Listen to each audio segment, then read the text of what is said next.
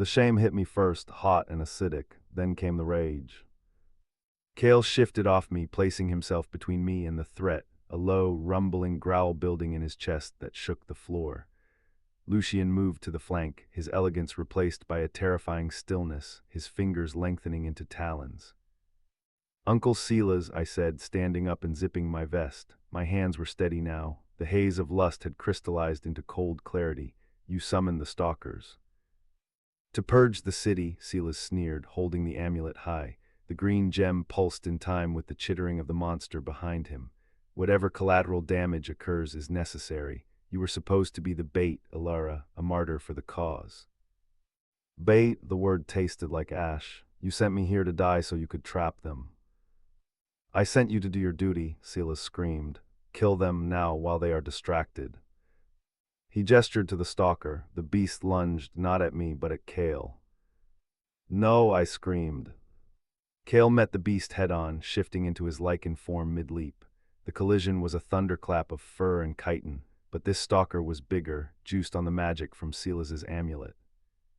Lucian blurred toward Silas, but the old man twisted the amulet, and a barrier of green force slammed the vampire backward into the stone wall. Lucian slumped, momentarily stunned. "It was just me." "Shoot the wolf, Elara," Silas commanded. "Fulfill your legacy." I looked at Kale, fighting for his life, his fur matted with blood. I looked at Lucian, struggling to rise, his eyes burning with fury directed at my uncle. "Slay monsters, not lay them." I drew my crossbow. Silas smiled, "Good girl."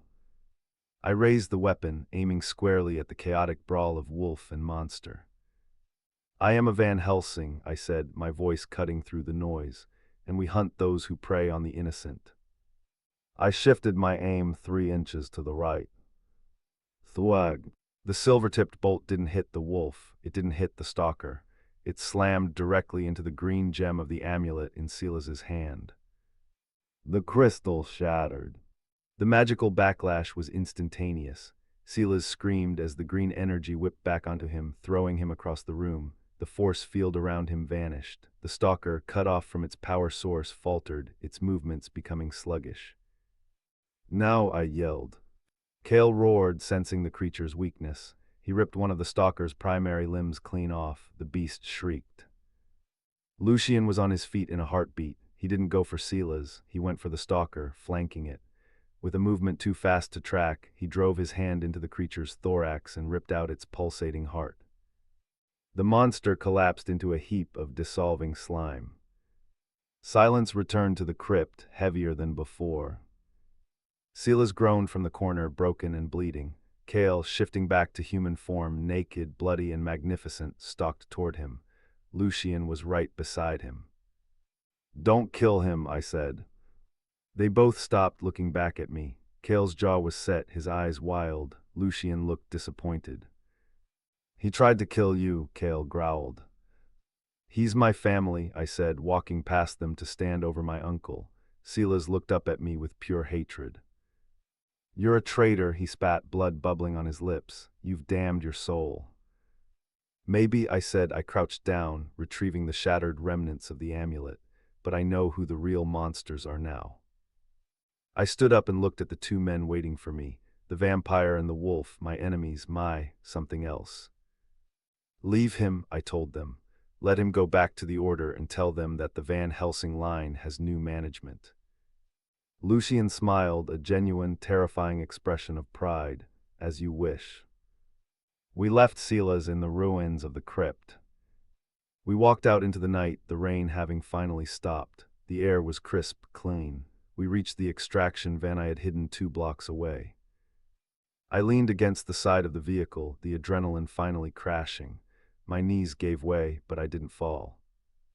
Kale was there, catching me. Lucian was at my other side. "You chose us," Kale said, his voice filled with wonder. He ran his hand down my arm, his touch searing. "I chose myself," I corrected softly, looking up at him. "But I wouldn't mind finishing that conversation we started in the crypt." Lucian laughed, a dark, melodic sound. He leaned in, brushing a kiss against my forehead. "The night is young, Elara Van Helsing, and we have an eternity to discuss the finer points of laying monsters.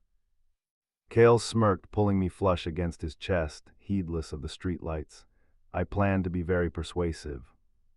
I looked at the city skyline, then back at the two deadly, beautiful creatures who were now mine to hunt with and mine to hold.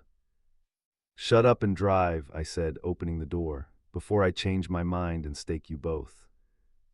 "You wouldn't dare," Lucian whispered, sliding into the driver's seat. He was right, I wouldn't. The hunt was over. The romance had just begun.